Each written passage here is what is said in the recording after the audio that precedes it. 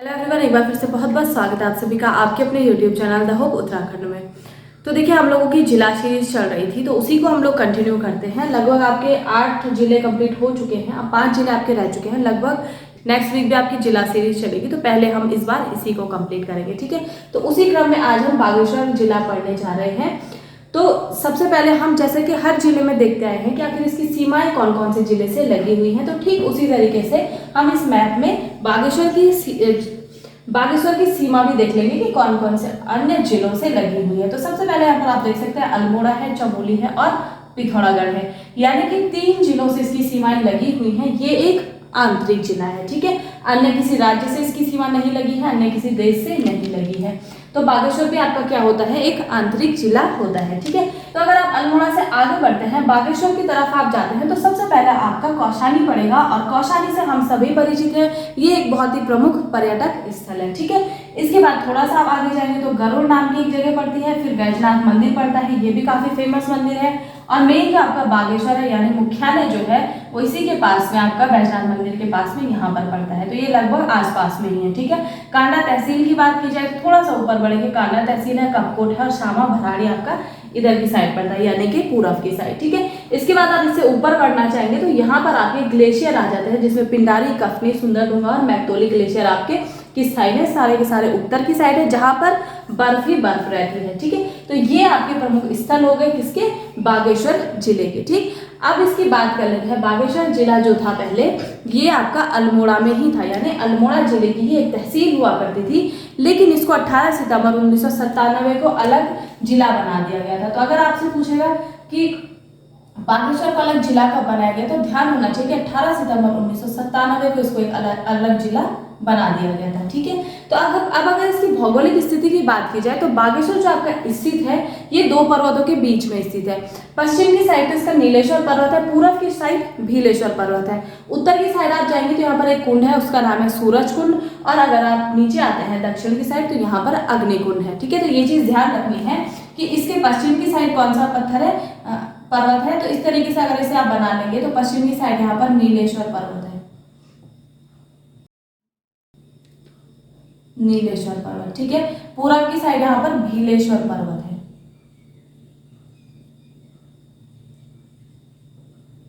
उत्तर की साइड आप जाते हैं तो यहाँ पर सूरज कुंड है और दक्षिण में आप आएंगे तो यहाँ पर क्या है, अग्निकुंड,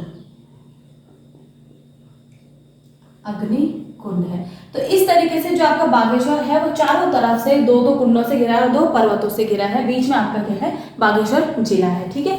इसके अलावा जो आपका बागेश्वर है यहाँ पर 2 नदियों का संगम होता है, ठीक है। तो एक नदी का नाम है सरयू और दूसरी है गोमती। सरयू प्लस गोमती के संगम पर आपका क्या है, बागेश्वर है। तो इसका भी ध्यान रखना है कि किस किस के संगम पर ये है। तो सरयू प्लस गोमती के संगम पे आपका क्या है, बागेश्वर है, ठीक है। तो इस चीज का भी ध्यान रखना है। इसके अलावा अगर थोड़ा सा हिस्ट्री में हम जाएं तो मानस खंड में इसका काफी वर्णन मिलता है बागेश्वर में, और मानस खंड में इसको किस नाम से पुकारा गया है, अग्नि तीर्थ के नाम से। तो अगर आपसे पूछा जाए कि किस जिले को जो है अग्नि तीर्थ के नाम से मानस खंड में पुकारा गया है, तो वो कौन सा जिला है, आपका बागेश्वर है, ठीक है। तो ध्यान रखना है कि मानस खंड में इसको क्या कहा गया है, अग्नि तीर्थ।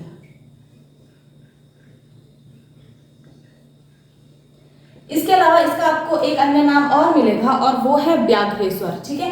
तो अगर आपसे पूछा जाए व्याघ्रेश्वर किसका नाम है, तो वो भी किसका नाम है, आपका बागेश्वर का।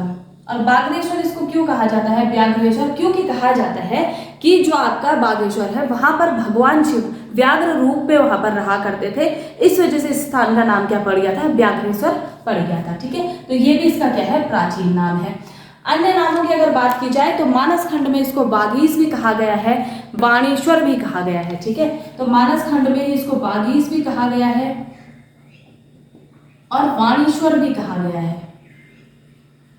इसके अलावा आप सबको अगर पता होगा इसको उत्तर का वाराणसी भी कहा जाता है, और ये भी क्यों कहा जाता है, मानस खंड के अकॉर्डिंग ही ये कहा जाता है उत्तर का वाराणसी। तो ये क्यों कहा जाता है, अब थोड़ा इस बात को हम देख लेते हैं। तो उत्तर का वाराणसी इसको इसलिए कहा जाता है क्योंकि अगर आप वाराणसी में जाएंगे वहां पर आपको 2 नदियों का संगम मिलता है, एक का नाम है गंगा और दूसरी का नाम है यमुना। तो आपकी जो अभी मैंने सरयू और गोमती बताई, मानस खंड में इन सरयू और गोमती को गंगा और यमुना कहा गया है। इसकी वजह से इसको उत्तर का वाराणसी भी कहा जाता है और इसको बहुत प्रमुख तीर्थ भी बताया गया है, यानी बहुत मान्यता इसको दी गई है मानस खंड में। इसकी वजह से इसको क्या कहा जाता है, उत्तर का वाराणसी कहा जाता है। तो गंगा को क्या, सरयू को गंगा कहा गया है, ये भी ध्यान रखना है आपको। और इसके अलावा यमुना को क्या कहा गया है, यमुना, गोमती को यमुना कहा गया है। तो इन दो नदियों को जो है गंगा यमुना तक कहा गया, इस वजह से इसको कहा जाता है उत्तर का वाराणसी। ठीक, उम्मीद करती हूँ कॉन्सेप्ट आपकी समझ में आ गया होगा। इसके अलावा जो यहाँ पर आपका ये बागेश्वर पड़ता है, मानस खंड में ये वर्णन भी है कि यहाँ पर पहले एक नीलगिरी पर्वत हुआ करता था और ये नीलगिरी पर्वत जो था ये भी इस सरयू और गोमती के बीच में ही था, यानी जहाँ पर अभी बागेश्वर है संभवतः यहाँ पर पहले क्या था, नीलगिरी पर्वत हुआ करता था, तो इसलिए इसको नीलगिरी भी कहा जाता है बागेश्वर को। तो ये चीज भी आपको ध्यान रखनी है, ठीक है। इसके अलावा जो आपका नीलगिरी पर्वत है, इसको मानस खंड में एक नाम पुकारा गया है, इसके लिए भी नाम कहा गया है और उसका नाम कहा गया है विंध्य पर्वत। ठीक है, तो नीलगिरी, नील पर्वत को क्या कहा गया है मानस खंड में, अगर आपसे ये पूछता है तो नील पर्वत को कहा गया है विंध्य पर्वत।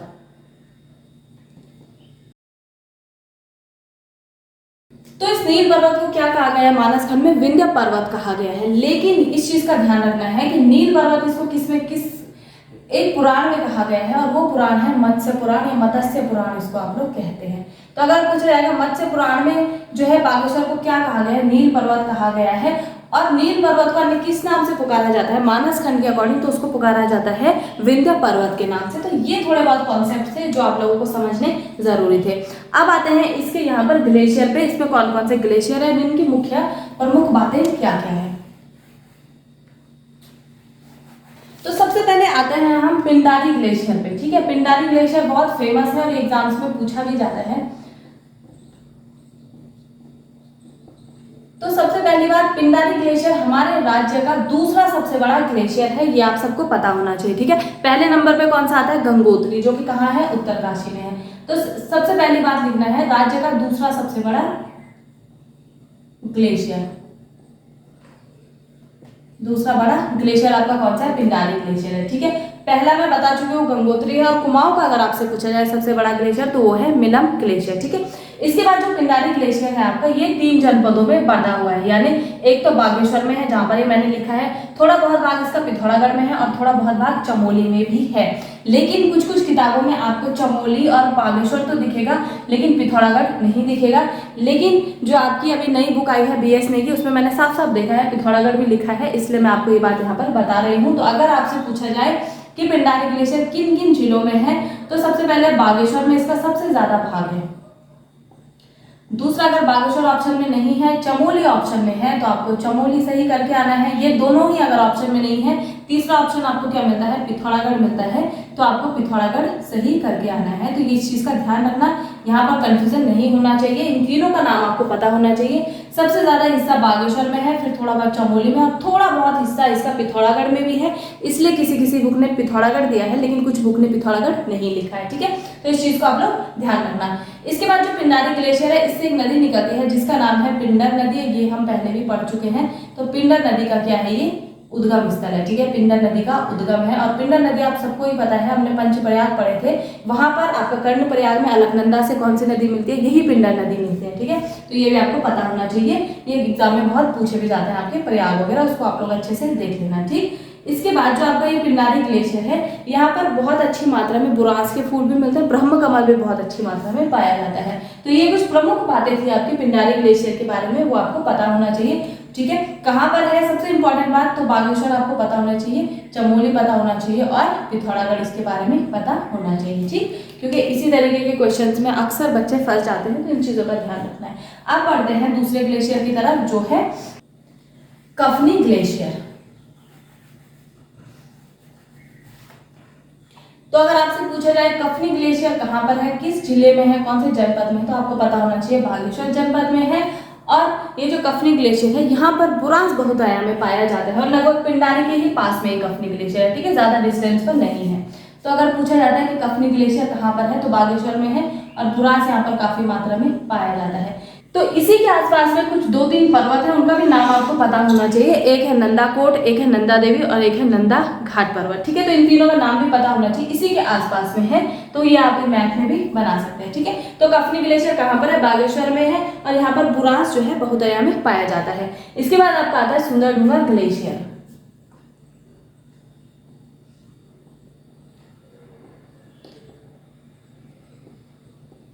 तो सुंदर का नाम तो सुंदर ही होता है, यानी कि जो दिखने में सुंदर होगा उसको सुंदर बोला जाता है। ढूंगा का मतलब होता है पत्थर, यानी जो पत्थर सुंदर होता है उसको बोला जाएगा सुंदर पत्थर, और ग्लेशियर का मतलब तो ग्लेशियर ही होता है। ठीक है, तो यानी कि ये क्या है? सुंदर ढूंगा का ग्लेशियर है, यानी पत्थर है वो काफी सुंदर है। इस तरीके से आप इसे समझ सकते हैं। तो ये भी आपका कहाँ पर है? बागेश्वर में है। और सुंदर, ये जो सुंदरढूंगा है इसके ही अंदर दो अन्य ग्लेशियर हैं, एक का नाम है मैकतोली और दूसरे का नाम है खस्तौली। ठीक है, तो ये इसी के अंदर आते हैं, यानी कि ये जो पूरा ग्लेशियर है इसके अंदर छोटे छोटे दो ग्लेशियर अन्य हैं, जिसमें एक है मैकतोली और दूसरा है खस्तौली, खस्तौली ग्लेशियर।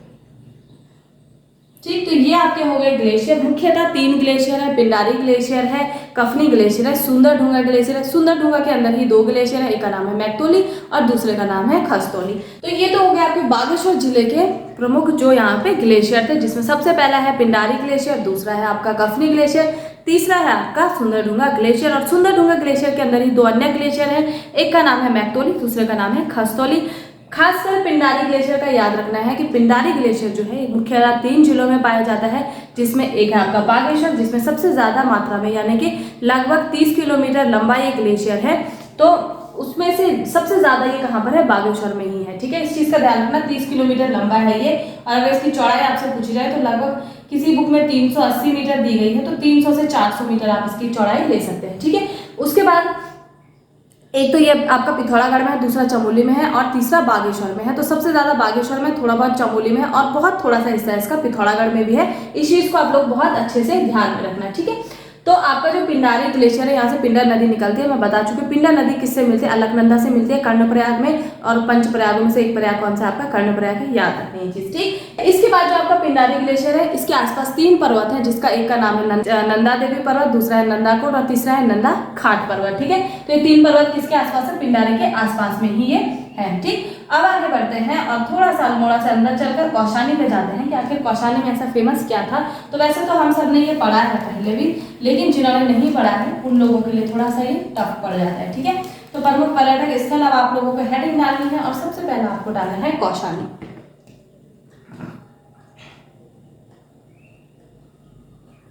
तो कौशानी का अगर आपसे अन्य नाम या प्राचीन नाम पूछा जाए तो इसका प्राचीन नाम था बलना।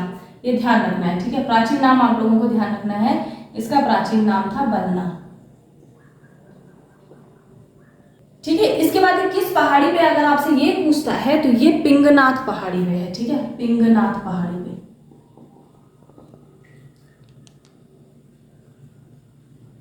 तो ये जो आपका पिंगनाथ पहाड़ी है, यहाँ से आपको बहुत सुंदर जो है दृश्य देखने को मिलते हैं, प्राकृतिक दृश्य बहुत अच्छा देखने को मिलता है, इसलिए कौशानी बहुत ज्यादा फेमस भी है। ठीक है, इसके बाद 1929 में यहाँ पर गांधी जी आए थे और उन्होंने 14 दिन का यहाँ पर निवास किया था। ठीक है, तो जिस स्थान पर उन्होंने निवास किया था उस स्थान का नाम पड़ा था अनाशक्ति आश्रम। इस चीज का ध्यान रखना है, पूछा भी जाता है ये क्वेश्चन बहुत बार। 1929 में आए थे गांधी जी। ठीक है, और जिस स्थान पर वो रुके थे उस स्थान का नाम क्या पड़ा था? अनाशक्ति आश्रम।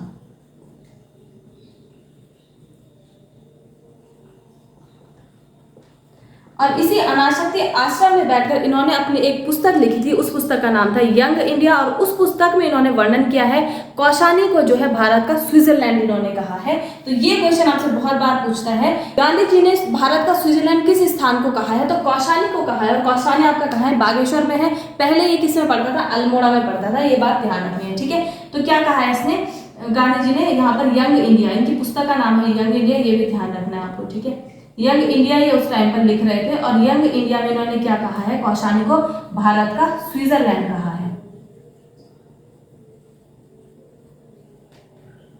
तो ये क्वेश्चन बहुत ज्यादा पूछा जाता है, भारत का स्विट्जरलैंड गांधी जी ने किस स्थान को कहा था?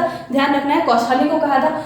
गांधी जी यहाँ कब आए थे? कौशानी 1929 में आए थे और अनाशक्ति आश्रम उस स्थान का नाम पड़ा था। इसके अलावा गांधी जी की एक शिष्य थी सरला बहन, ठीक है, उनका नाम सरला बहन था, उनका नाम भी पूछा जाता था, हाइलामन उनका नाम था एक्चुअल में, जो कि कहाँ से आई थी, विदेश से आई थी, उनकी शिष्य थी और वो भी यहाँ पर रुकी थी और यहाँ पर उन्होंने एक आश्रम की स्थापना की थी जिसका नाम था लक्ष्मी आश्रम। तो वो आश्रम कहाँ पर, अगर आपसे पूछा जाता है तो वो आश्रम भी आपका कहाँ पर है, कौशानी में है। ये क्वेश्चन भी काफी पूछा जाता है, ठीक है, और सरला बहन का नाम भी पूछा जाता है, तो हाइलामन उनका नाम है, ठीक। इसके अलावा यहाँ पर चाय बागान बहुत ज्यादा है, कौशानी आपका चाय बागानों के लिए भी काफी फेमस है और जो मुख्यतः चाय यहाँ पर पाई जाती है उस चाय का नाम है गिरियास टी। तो ये बहुत फेमस है पूरे भारत में ही, तो इस चीज का आपको ध्यान रखना है, गिरियास टी नाम से यहाँ पर क्या बिकती है, चाय बिकती है। चाय बागानों के लिए भी कौशानी बहुत ज्यादा फेमस है, ठीक है। तो ये थी आपकी कौशानी के बारे में जो मुख्य बातें आपसे एग्जाम्स में पूछी जाती है। अब आगे बढ़ते हैं और जाते हैं बैजनाथ मंदिर की तरफ। तो अब आप लोगों को हेडिंग डालनी है बैजनाथ मंदिर। तो सबसे पहली बात, जो बैजनाथ मंदिर है आपका, ये कहाँ पर स्थित है, ये आपका गरुड़ तहसील में बागेश्वर में स्थित है, ठीक है, यानी जो आपकी गरुड़ तहसील है यही यहाँ पर ये स्थित है, ठीक। तो स्थिति अगर इसकी पूछी जाए तो गरुड़ में है और गरुड़ आपका कहाँ पड़ता है, ये बागेश्वर की एक तहसील है, ये ध्यान रखना है, ठीक है। इसके अलावा जो बैजनाथ मंदिर आपका है ये दो नदियों के संगम पर है, एक का नाम है गोमती, दूसरे का नाम है गरुड़ गंगा। तो गोमती प्लस गरुड़ गंगा के संगम पर, गरुड़ गंगा के संगम पर ये है। तो जो ये आपका बैजनाथ मंदिर है ये एक कोई पर्टिकुलर मंदिर नहीं है, छोटे छोटे मंदिरों का समूह है, हालांकि बहुत बड़ा नहीं है लेकिन छोटे छोटे मंदिरों का समूह है, इसलिए आप इसको बैजनाथ मंदिर समूह भी कह सकते हैं, ठीक है। इसके अलावा जो बैजनाथ मंदिर है, अगर इसके निर्माण की बात की जाए तो ये माना जाता है कि कत्यूरी शासकों के द्वारा इसका निर्माण किया गया था, ठीक है। तो अगर आपसे निर्माण पूछा जाए तो कत्यूरी शासकों के द्वारा इसका निर्माण किया गया था और कत्यूरी शासकों की राजधानी भी ये बहुत लंबे समय तक रही थी। तो ये क्वेश्चन में आपसे पूछा जाता है कि कत्यूरी जो शासक थे इनकी राजधानी कहाँ पर थी, तो इनकी सबसे पहले राजधानी कहाँ पर थी, बैजनाथ मंदिर में यानी बागेश्वर में ही थी, ठीक है। तो इनकी ये क्या रही है, राजधानी भी रही है काफी लंबे समय तक। जीर्णोद्धार की बात अगर आपसे पूछी जाए, जीर्णोद्धार इसका सबसे ज्यादा किसने कराया, एक तो चंद राजवंश ने कराया, चंदों के जो राजा थे उन्होंने करवाया, दूसरा कत्यूरी शासकों के द्वारा भी इनका जीर्णोद्धार करवाया गया है इस मंदिर का। तो ये चीज आपको इसके बारे में पता होनी चाहिए, जीर्णोद्धार किस किसने कराया था, एक तो कत्यूरियों ने कराया था और दूसरा चंद राजवंश ने कराया था, चंद शासकों ने, ठीक है। तो इतनी बातें आपको इसके बारे में पता होनी चाहिए। मुख्यतः कहाँ पर है, गरुड़ बागेश्वर में है, गरुड़ तहसील बागेश्वर में, गोमती और गरुड़ गंगा के संगम पर है, ठीक है। और निर्माण किसने कराया था, कत्यूरी शासकों के द्वारा इसका निर्माण कराया गया था और इनकी लंबे समय तक की राजधानी भी थी। जीर्णोद्धार इसका कत्यूरियों के द्वारा और चंदों के द्वारा करवाया गया था। अब आपका आता है बागनाथ मंदिर। अब आप लोगों को हेडिंग डालनी है बागनाथ मंदिर।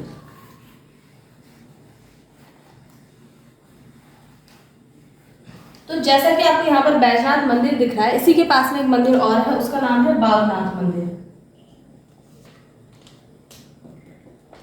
तो अगर आपसे पूछा जाएगा कि बागनाथ मंदिर आपका कहाँ पर है, तो ये आपका बागेश्वर में है और कौन कौन सी नदियों के संगम पर है, तो जस्ट ये आपका जो बागेश्वर है इसी के पास में ही है, ठीक है। तो ये भी आपका सरयू और गोमती के संगम पर है, इस चीज का ध्यान रखना है, सरयू प्लस गोमती के संगम पर।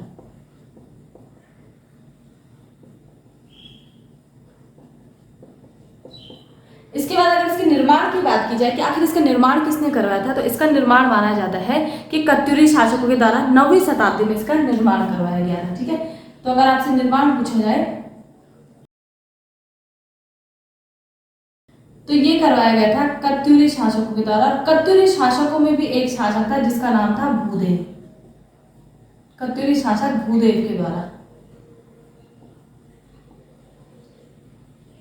9वीं शताब्दी में।